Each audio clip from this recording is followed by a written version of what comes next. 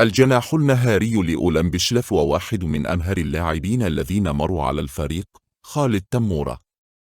ولد خالد تمورة في 16 من نوفمبر سنة 1976 بولاية شلف، وانضم لأصاغر فريق أولم بشلف في سن صغير، أين أظهر مستويات جيدة وتدرج عبر الفئات السنية حتى وصل للفريق الأول سنة 1995 بعمر 18 سنة. لكنه وجد نفسه يشارك مع الفريق في أول موسم بعد الهبوط موسم 95-96، وبعد إنهاء البطولة في المركز العاشر في القسم الثاني جاء موسم 96-97 أين حصل تمورة على دقائق مشاركة أكثر، إلا أن الفريق أنهى الموسم في المركز الرابع بعد أن كان قريبا من الصعود.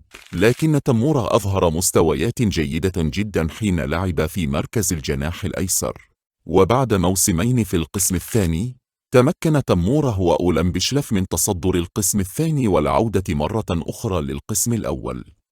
في موسمه الأول في القسم الأول موسم 2002-2003، وعلى الرغم من مشاركته في 148 دقيقة فقط في أول 5 مباريات في الموسم، إلا أنه سرعان ما أظهر مستويات جيدة عند مشاركته في مركز الجناح الأيسر أو وسط الميدان الأيسر، وضمن مكانا أساسيا بعدها، حيث شارك في 19 مباراة حتى نهاية الموسم مقدما لتمريرتين حاسمتين.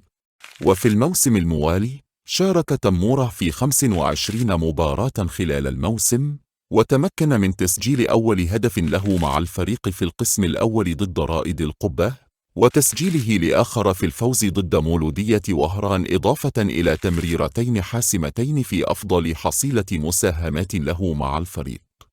وفي موسم 2004-2005، وعلى الرغم من تعرضه لعدة إصابات مع بداية الموسم وغيابه عن 12 مباراة، إلا أنه عاد ليشارك مع بداية العام وسجل هدفا في الفوز ضد وداد تلمسان، وأنهى الموسم مع الفريق في المركز السابع، وشارك كبديل في نهائي كأس الجمهورية سنة 2005 ضد اتحاد السطيف، وساهم في تتويج أولم بشلف بأول لقب في تاريخه.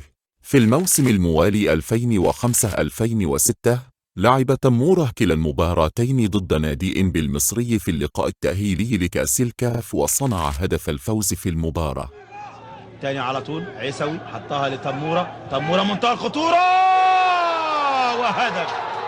بقول لحضراتكم منتهى الخطورة وهدف. مين بقى؟ ياسين بخاري. وحقق مع الفريق المركز الثالث في الدور، والذي أهله لكأس الكونفدرالية الإفريقية، حيث سجل هدفين خلال الموسم. سجل 3 أهداف في موسمه الموالي على الرغم من غيابه عن عدة مباريات مع بداية الموسم نظرا للإصابة، منها هدف في الدقيقة 94 في الفوز ضد وداد تلمسان. لكنه كان آخر مواسمه مع أولم بشلف، حيث غادر الفريق مع نهاية الموسم نحو أولم بالعناصر لمدة موسم واحد، ومنه إلى جمعية الخرب وإلى مولودية سعيدة، قبل أن يعلن اعتزاله مع مستقبل وادسلي. تمورة وعلى الرغم من قلة مشاركاته ومساهماته، إلا أنه كان واحدا من أمتع اللاعبين وأحد أكثر اللاعبين المحبوبين عند أنصار الفريق.